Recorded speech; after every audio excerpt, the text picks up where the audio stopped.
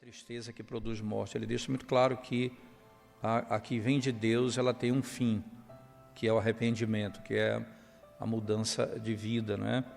Então, consequentemente, aquilo que não leva ao arrependimento é o que leva, por um momento, à própria morte. Não significa dizer que a pessoa não possa ser despertada em outro momento, mas naquele momento, não indo ao arrependimento, ela tem aqui sinais de morte muito claros na sua própria vida. E o apóstolo Paulo, então, ele escreve à igreja uma carta, e essa carta confronta o pecado da igreja, e essa carta fere a consciência dos irmãos, né? E Paulo chega até a dizer, com muita clareza, ele diz, embora já me tenha arrependido, né? Ele escreveu uma carta e diz, ora, eu vos tenho, porquanto ainda que vos tenha contristado com a carta. Então, a carta que ele escreveu é uma carta que levou a igreja à tristeza, não é? Mas que tipo de tristeza é essa, não é? Ele fala, por que levou a tristeza, isso eu não me arrependo, entende? Porque ela cumpriu um propósito muito bom, ela feriu a consciência, levando vocês à tristeza. E aí o verso 9, ele diz, ora, agora me alegro, não porque fostes contristados. Então ele diz, olha, a minha alegria não é a tristeza de vocês, mas o resultado que ela produziu. Então, tendo a consciência ferida pela verdade, vocês ficaram tristes. Aí ele diz, mas porque fostes contristados para arrependimento, pois fostes contristados segundo Deus, para que de nossa parte nenhum dano sofresses. E aí ele descreve no 10, a tristeza segundo Deus produz arrependimento. Então, há um elemento aqui muito claro no texto, irmãos, em que descreve a tristeza de duas maneiras, o que ele chama de a tristeza segundo Deus, ou a tristeza piedosa, né? Então, a tristeza piedosa responde a uma consciência culpada com arrependimento. Então, a tristeza piedosa, ela leva uma consciência culpada ao arrependimento. A primeira coisa que a gente aprende. A segunda coisa é que a consciência piedosa, ela é uma obra da graça do Espírito de Deus. Então, não é uma obra humana, é uma obra da graça.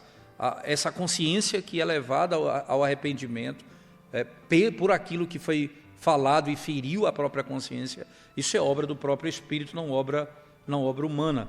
Então, a nossa consciência, ela nos fere, ela gera dor no nosso coração, literalmente, né? Mas isso não é superficial, irmãos, não é uma dor superficial, porque ela leva ao arrependimento. Então, não é meramente uma tristeza que não produz fruto, é uma tristeza que leva ao arrependimento, né? Ele diz, olha, é como a dor de uma ferida, não é? Que ela produz você foi ferido de alguma maneira, isso leva a algum tipo de dor, mas quando o médico chega nela para lidar com aquela ferida, aquele dano causado ao seu corpo, ele vai ter que mexer naquilo. Então, para curar aquilo, ele vai mexer e vai ferir um pouco mais, até que leve à cura. Então, a ferida me leva à busca de solução, que me leva a ter um pouco mais de dor, até que chegue à cura. É exatamente o que Paulo descreve. Ele diz, olha, isso vai por um pouco de tempo. Vocês vão ficar tristes por um pouco tempo, e depois vocês serão levados ao arrependimento, né? Ele então leva à convicção do pecado. Essa tristeza na consciência leva à confissão de pecado. A confissão de pecado, irmãos, ela vem do Espírito de Deus, né? Então, ela não é a convicção de pecado não é fruto da minha consciência. Deixa eu só colocar da seguinte maneira, irmãos. O Espírito de Deus não é a mesma coisa que a minha consciência. É bom fazer essa distinção importante. Pois o Espírito de Deus é Deus, a terceira pessoa da Trindade. E minha consciência é parte de mim. Certo? Então, não confundir minha consciência com a obra do Espírito. Mas o Espírito usa a minha consciência para esse propósito. Isso aqui é um grande passo para ser compreendido. Veja, ele usa a minha consciência para trazer convicção ao meu coração, especialmente de convicção da minha pecaminosidade, da minha própria pecaminosidade, não é? Quando o Espírito de Deus ele opera e começa a trabalhar na nossa vida, irmãos, não é? Quando ele começa a nos resgatar, esse é o termo, ele começa fazendo com que a nossa consciência seja ferida mais e mais, né?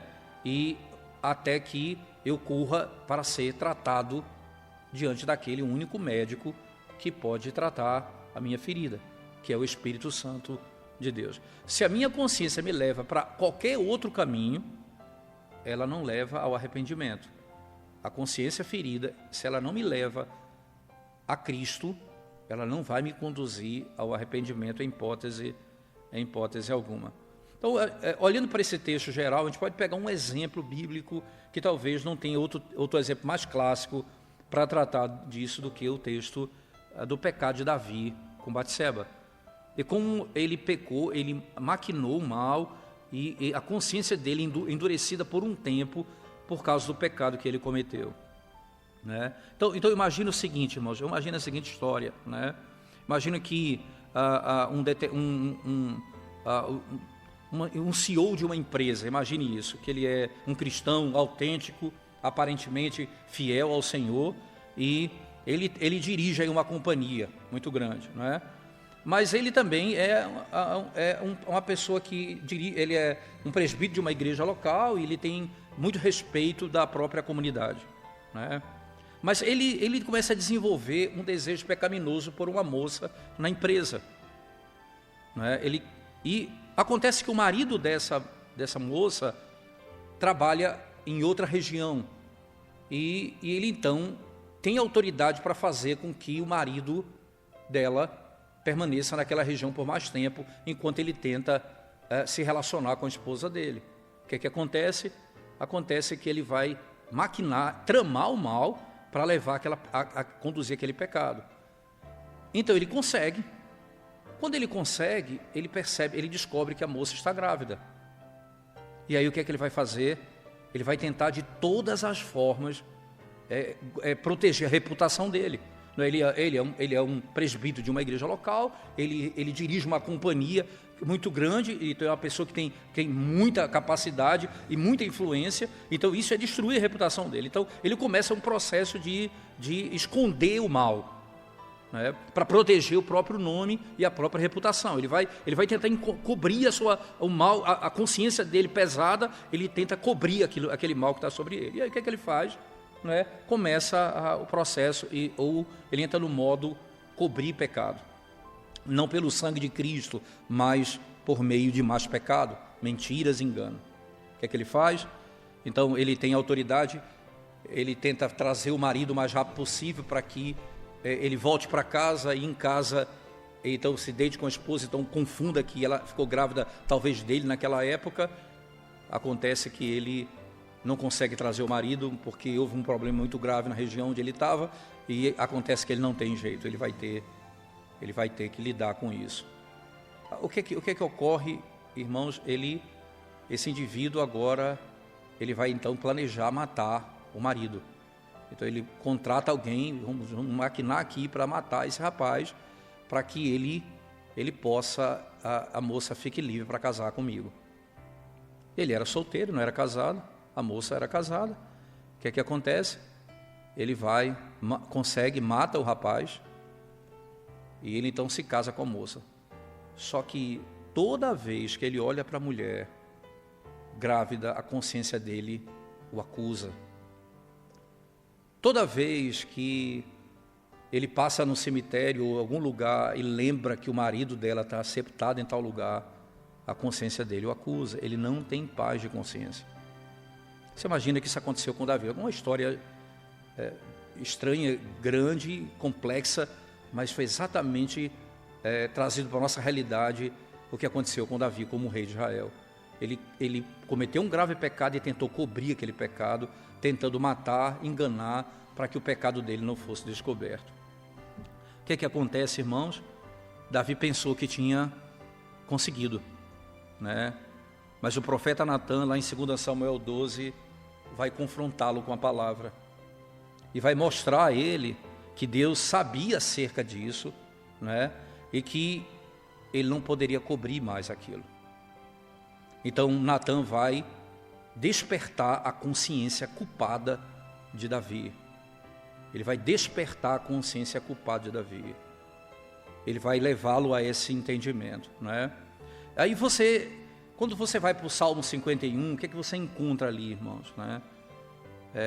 Você vai perceber que o profeta chega diante de Davi, né, e anuncia o pecado que ele cometeu de adultério, e o Salmo mostra como um homem com a consciência despertada responde à culpa. Ele diz: Senhor, tem misericórdia de mim. Ele suplica dizendo: segundo a multidão das tuas misericórdias, apaga o meu pecado, purifica-me do meu pecado. Perceba que naturalmente nós vamos tentar cobrir. E imagine isso, irmãos, em todas as esferas da nossa vida. Vamos ver alguns exemplos práticos disso, mas imagine isso em todas as esferas.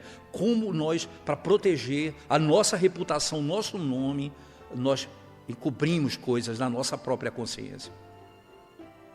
Aí a palavra de Deus, né? E aí o papel do pregador do Evangelho, da palavra, despertar a consciência da igreja, por meio da pregação e do anúncio do Evangelho, para que as pessoas corram para Cristo em busca de socorro, né? Davi diz: eu sei, eu conheço a minha transgressão, eu estou consciente do que eu fiz, né? Eu estou despertado, minha consciência foi despertada, né? E eu reconheço o mal que eu fiz e preciso ser purificado. Daí ele usa essa palavra: purifica-me, lava-me, limpa-me. É interessante o termo que ele utiliza. Não é apenas Senhor, me faz esquecer disso, não é.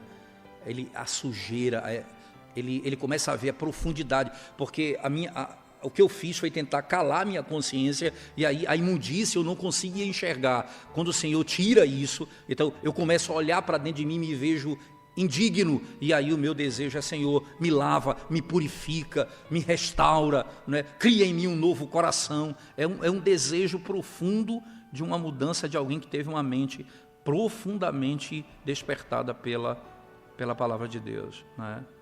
Mas o Salmo não termina lá, irmãos, aqui, não é? Davi vai adiante, movido pelo Espírito de Deus, e ele diz o seguinte, né? O Senhor ama a verdade no íntimo. Senhor, eu não... Ele vai, entende? Ele vai adentrando a alma. Tu amas a verdade no íntimo. Não adianta, Senhor, eu querer encobrir isso aqui. O Senhor ama a verdade no meu coração. Isso não adianta mais, eu estou totalmente descortinado diante de Ti. E aqui então eu quero trabalhar com vocês, irmãos, algumas marcas de uma consciência despertada.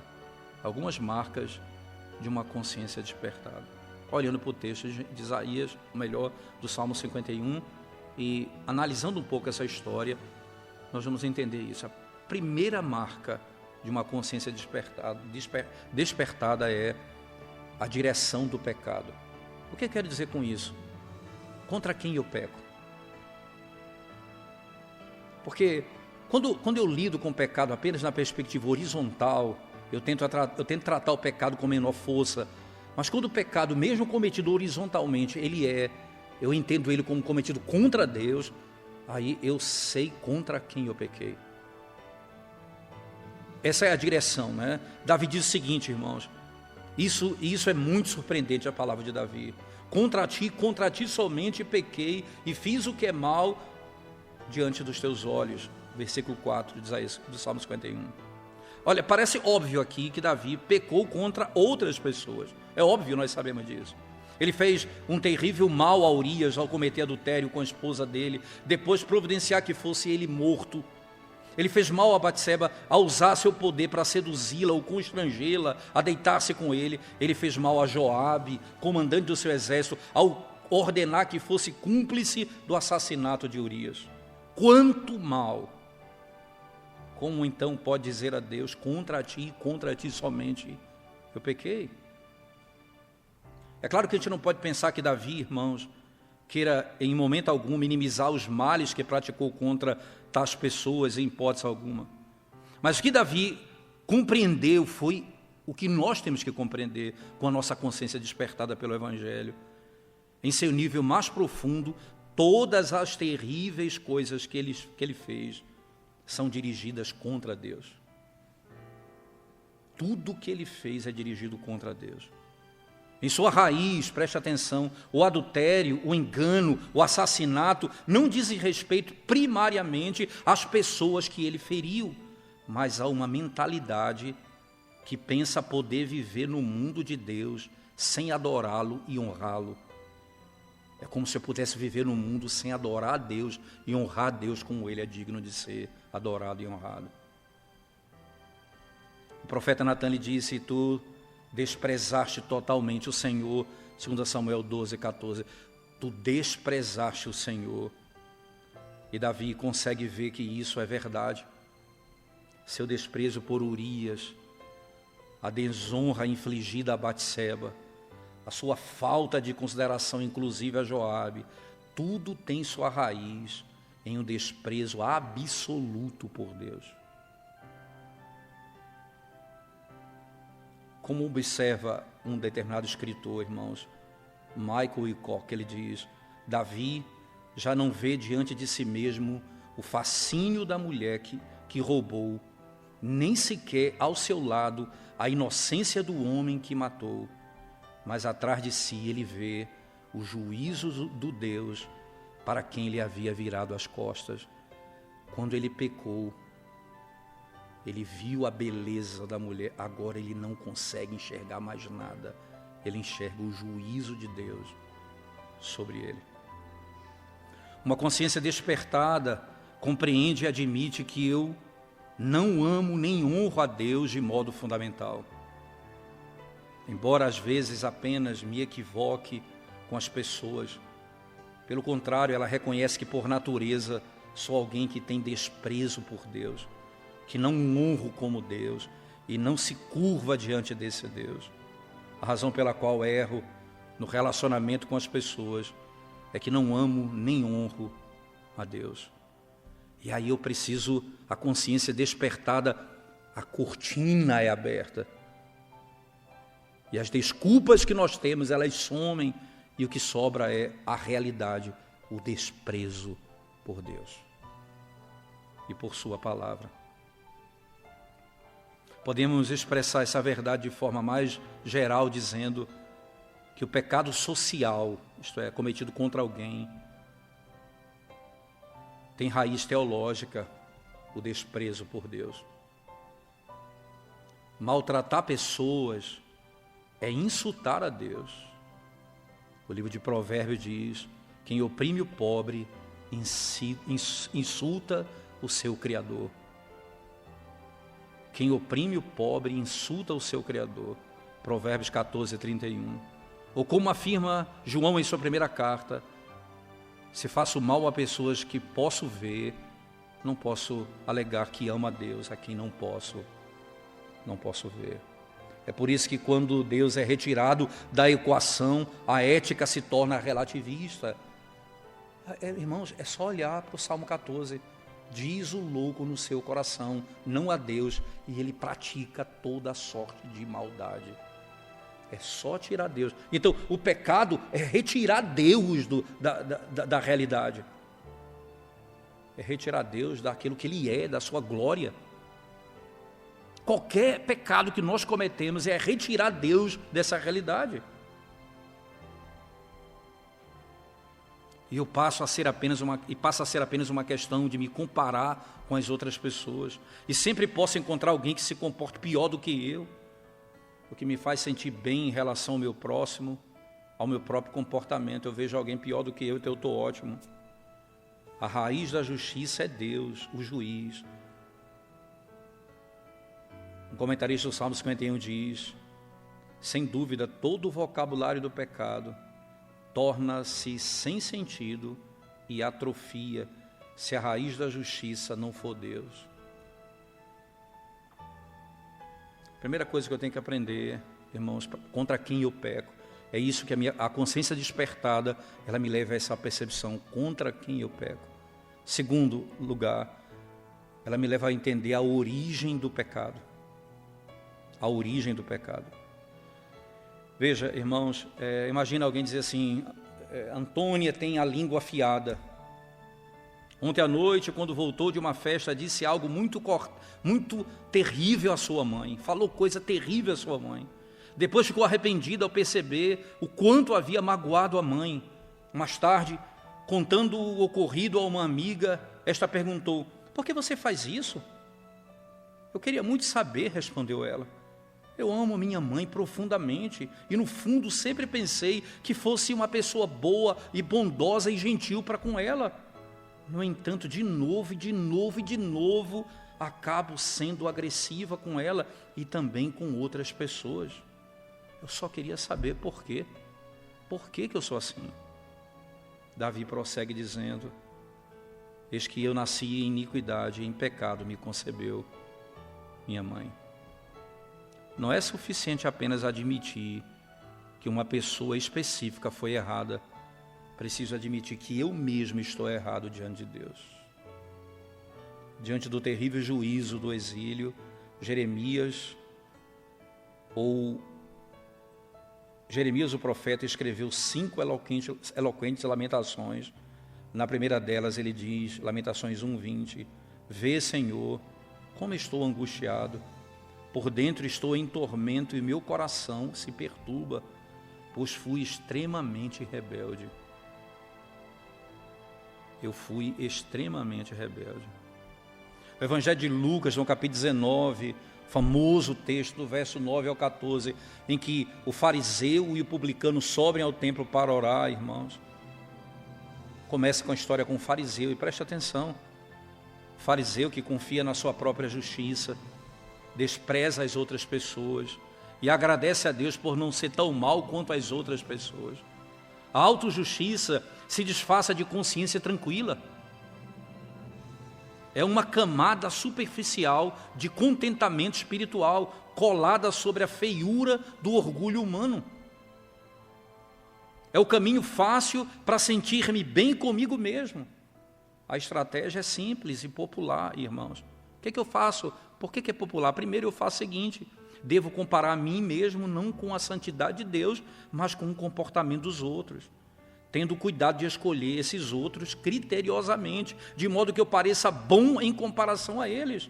Assim posso me sentir satisfeito com quanto me comporto melhor do que aquelas pessoas. E assim, como a gente julga tão rápido, mas então Jesus dirige nossa atenção ao desprezado e moralmente comprometido cobrador de impostos que ora: ó Deus, tem misericórdia de mim, porque eu sou pecador. Portanto, não é de mim que pequei, mas de mim, pecador. Ele não fala de um pecado que ele cometeu. Ele fala da natureza dele. Ai de mim, porque eu sou pecador. Ele descreve: é isso que eu sou. Davi olha para esses dois polos de sua origem, o nascimento e a concepção. Se quisermos resumir os começos de uma pessoa de modo radical, devemos voltar ao seu nascimento e mais ainda ao instante da concepção, antes que ele mesmo existisse. Davi estava confessando a sua natureza pecaminosa. Não é apenas que eu peco, mas que eu sou pecador. Significa, irmãos, que a nossa natureza pecaminosa remonta às nossas origens no primeiro homem e na primeira mulher. Em sua carta à igreja de Roma, Paulo diz isso: por um só homem entrou o pecado no mundo e pelo pecado a morte. Assim a morte passou a todos os homens, porque todos pecaram. Essa é a nossa natureza. Então, a primeira coisa, eu não apenas entendo que eu peco contra Deus, mas eu entendo literalmente na minha consciência, irmãos, que o meu pecado, o meu próprio pecado, não é apenas o ato em si, mas a minha própria natureza caída. O pecado entrou no mundo quando Adão desobedeceu a Deus, e desde então a natureza pecaminosa tem sido transmitida pela procriação humana natural a todos os seres humanos, com apenas uma exceção. Depois de Gênesis 3, Jesus Cristo, o único que, nascido de mulher, não de modo ordinário, mas nascido de mulher, não nasceu em pecado. Não há, irmãos, um tentador objetivo, em Gênesis 4. Ao que parece, a humanidade já não precisava de uma serpente falante O que acontece lá para Caim matar Abel? Foi necessário uma serpente agir ali? A natureza caída, as inclinações são todas internas, os atos são aqueles que surgem naturalmente das nossas próprias mentes. Admitir que tenho uma natureza pecaminosa significa admitir que as minhas inclinações erradas, são erradas tanto quanto as minhas ações erradas. Sou culpado pela natureza corrompida que me inclina ao pecado, antes mesmo de eu colocar essas inclinações em prática. É assim que eu devo olhar, né? Às vezes, irmãos, falamos de modo impreciso em pessoas de boa vontade, mas nenhum ser humano tem uma vontade verdadeiramente boa, até que essa vontade seja transformada por Cristo. Davi não está dizendo: por favor, lava o meu pecado de mim, como se houvesse um eu limpo por baixo. Ele está dizendo: lava-me. Lava-me. A angústia de Davi, irmãos, a angústia de Davi, não é? Claramente,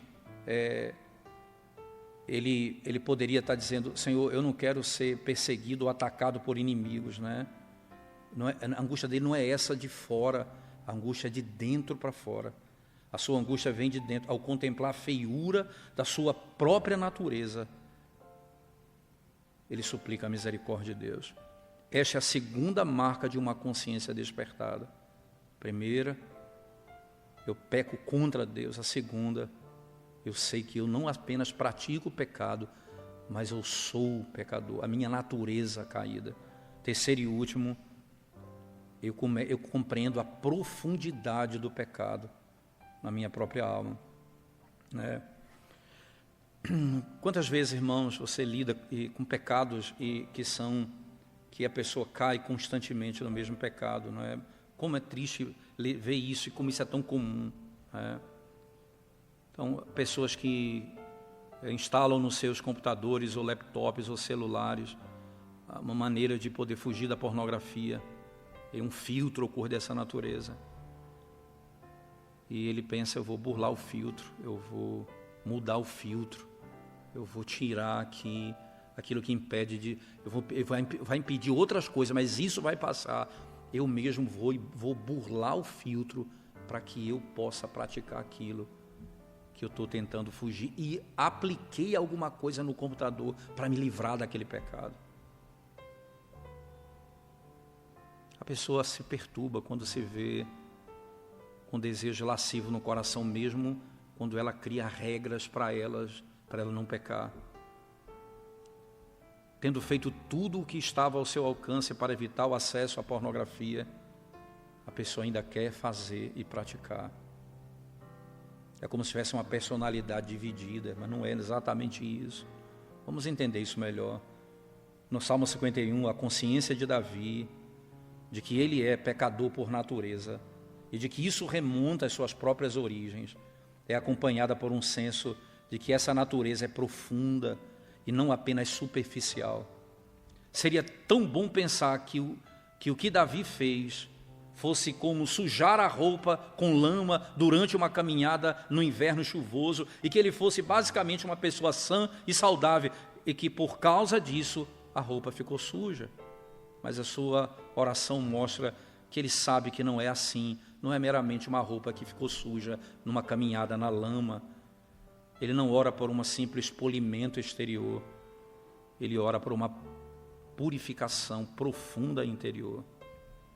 O versículo 10 diz: cria em mim, ó Deus, um coração puro e renova dentro em mim um espírito firme e inabalável. O coração e o espírito aqui são duas maneiras de falar de quem eu sou no íntimo, no nível mais profundo da pessoa humana. Davi precisa de uma obra do Espírito Santo de Deus que realize algo tão profundo e radical dentro dele que o próprio Davi seja transformado. Ele precisa receber um novo espírito que seja voluntário, isto é, disposto a fazer a vontade de Deus. Ele não ora apenas por palavras mudadas ou por comportamento mudado, mas Ele quer um coração transformado. É muito mais profundo do que algo externo e comportamental. É isso, mas não é só isso também. Ele vai nas profundezas. Suponha que você esteja segurando um copo de água e comece a balançar o copo na sua mão e a água então derrama e você pergunta, por que a água derramou? A resposta instintiva é, a água saiu porque eu sacudi o copo. Mas a outra resposta igualmente correta, a água saiu porque era a água que estava dentro do copo.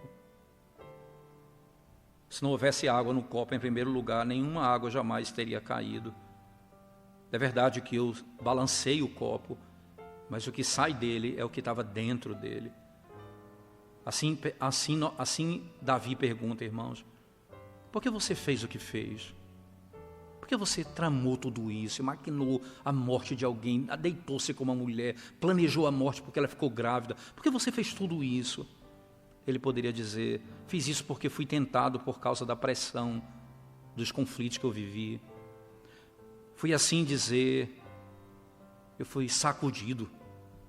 Meu equilíbrio foi perturbado por influências externas, por coisas que me aconteceram. Eu estava cansado, olhei pela janela e vi aquela mulher bonita e uma coisa levou a outra, eu fui sacudido.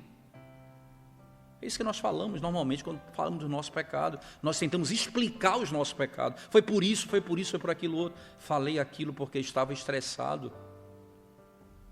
Fiz isso porque estava cansado ou doente. Minha criação me condicionou a reagir dessa maneira. Mas a resposta profunda de Davi é, cometi adultério, porque há adultério no meu coração. Encobri porque há orgulho no meu coração. Matei porque o amor a mim mesmo e o ódio aos outros estão em meu coração. A coisa realmente chocante que descobri, diz Davi, é que o que eu fiz expressou quem eu sou. O mal saiu de mim porque há mal em mim.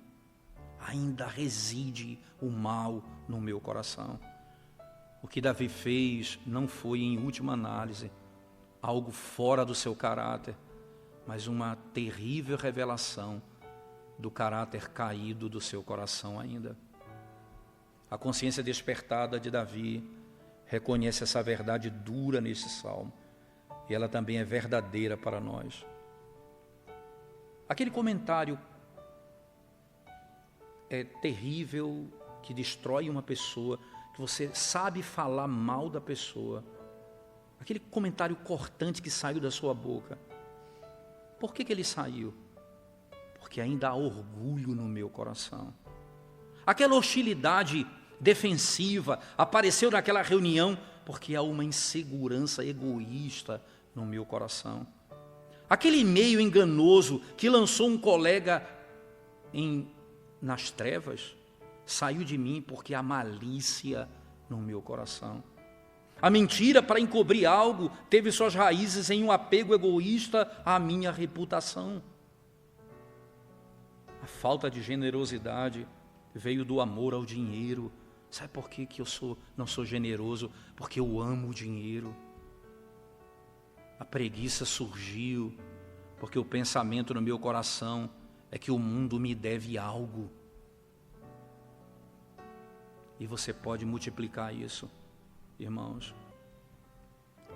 A resposta profunda, como diz o profeta Joel 2,13, rasgai o vosso coração e não as vossas vestes. Rasgar as roupas na cultura do Antigo Testamento podia ser apenas bem superficial. Um cumprir externo dos símbolos culturalmente reconhecidos de lamento pelo pecado. O que é necessário é um coração rasgado, quebrantado, o que é muito mais doloroso. Não é feio isso, irmãos, é terrível. Isso vai muito mais fundo. É profundo em sua direção. É alienação de Deus. Profundo em sua origem. Parte de pertencer a uma humanidade caída.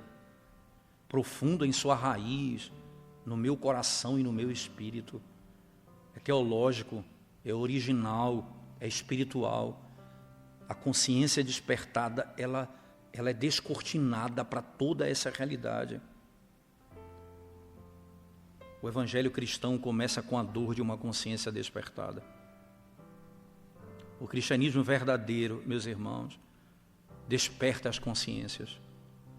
O cristianismo diz às pessoas a verdade, primeiro acerca dos padrões de Deus, a sua boa lei, e depois acerca do evangelho do Senhor Jesus, para que as consciências sejam despertadas, para que haja uma percepção consciente e profunda da necessidade do perdão, e para que as pessoas encontrem socorro somente em Cristo. Jesus Cristo pode dar um emprego a um homem desempregado, mas isso não é o evangelho. E Deus não promete isso. Jesus pode fazer uma pessoa deprimida sentir-se melhor, mas isso não é o evangelho. E Deus não promete isso. O que Deus promete é perdoar o pecado do pecador cuja consciência é despertada, de modo que ele conheça e sinta o seu pecado e a sua necessidade de ser purificado. É disso que nós sempre precisamos entender. Isso soa autêntico, irmãos. Não há nada automático nesse despertar. O evangelho é velado para alguns. Alguns experimentarão uma consciência culpada, mas não uma consciência despertada. Encontrarão maneira de silenciar a consciência, de modo que gradualmente ela os incomode cada vez menos. O único caminho para o cristianismo verdadeiro passa por uma consciência que é despertada pelo Espírito Santo, que me leva a Cristo, o único que pode perdoar os meus pecados nessa profundeza. Um instrumento que Deus normalmente usa para despertar a consciência, como falamos, é a sua lei. Nós precisamos da lei de Deus para ter algum senso de certo e errado, e portanto para ter uma consciência boa ou má. Todos nós temos nossos próprios padrões, irmãos, e conhecemos a miséria de sermos dilacerados ao sabermos que falhamos em cumprir os nossos próprios padrões. Como afirma Tiago em sua carta, aquele, pois, que sabe fazer o bem e não faz, comete pecado.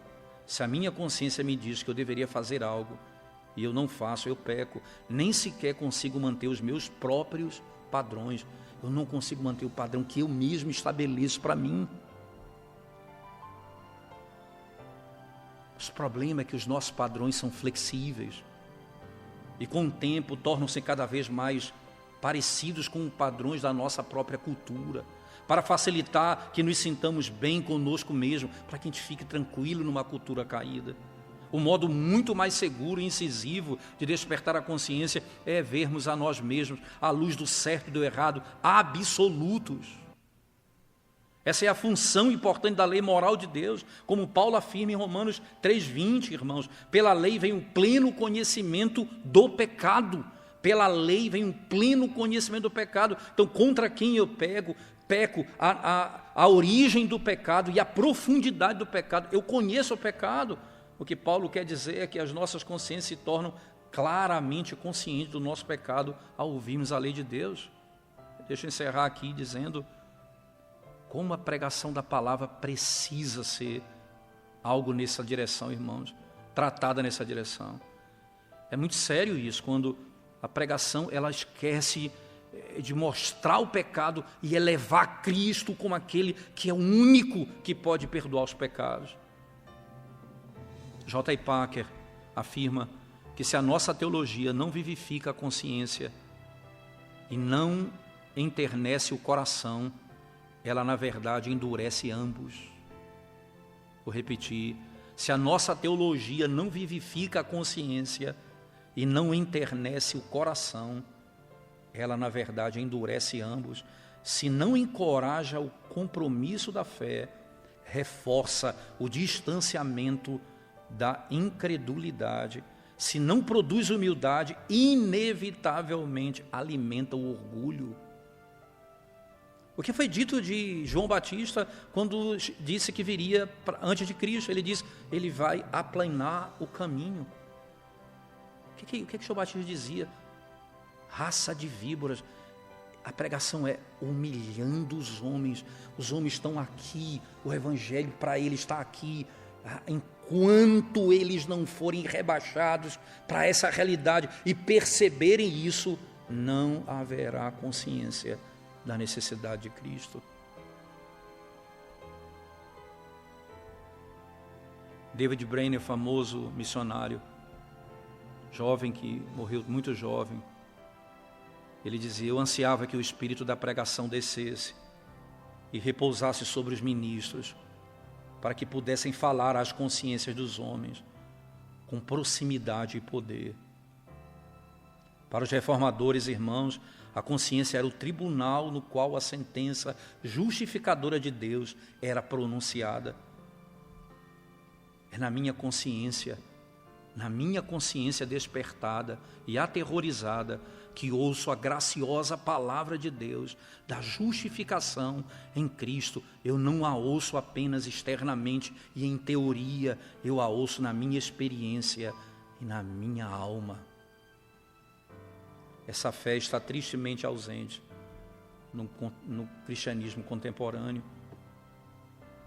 O verdadeiro ensino bíblico não nos faz pensar: que professor inteligente, como é interessante aprender tudo isso.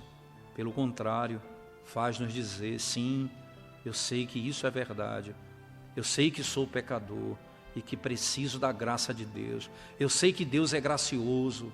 A minha consciência, a minha autoconsciência na presença de Deus agora me diz que essas coisas são verdadeiras. Eu me humilho diante de Deus e clamo por sua misericórdia. E aqui cito Lloyd Jones para encerrar.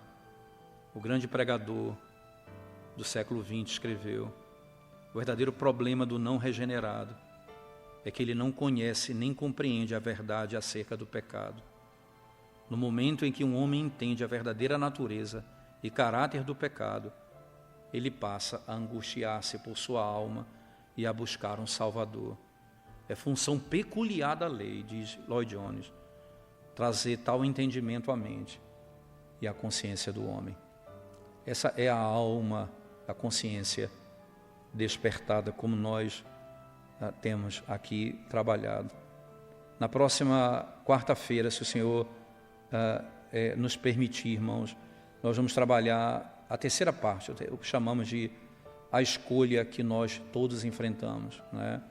Uma consciência endurecida. Trabalharemos sobre o tema: como a consciência de um homem é endurecida, mesmo tendo sido aparentemente, vamos chamar assim, mesmo que ela tenha sido, a consciência tenha sido despertada um pouco, ele encontra uma maneira de mantê-la endurecida. Falaremos sobre isso na próxima quarta-feira, se o Senhor nos permitir.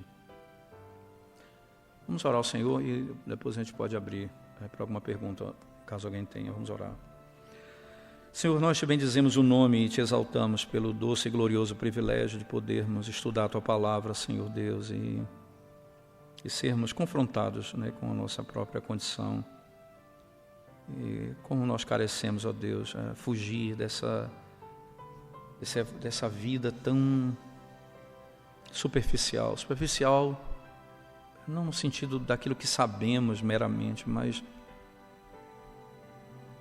até onde esse conhecimento adentra a nossa alma, a profundidade em que ele chega no nosso coração. Ó Santo Espírito, transforma a nossa alma, desperta-nos para que Cristo, somente Cristo, seja desejado por cada um de nós, porque só Ele pode perdoar e purificar a nossa alma. Em nome de Jesus. Amém.